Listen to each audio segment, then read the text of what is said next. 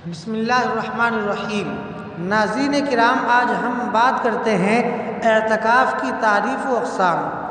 اللہ تعالیٰ کی رضا حاصل کرنے کی نیت سے مسجد میں ٹھہرنا اعتکاف کہلاتا ہے۔ اس کی 3 اقسام ہے: واجب، سنت مؤکدہ اور نفل۔ واجب: اگر کسی شخص نے اعتکاف کی منت مانی تو اس پر اعتکاف کرنا واجب ہے۔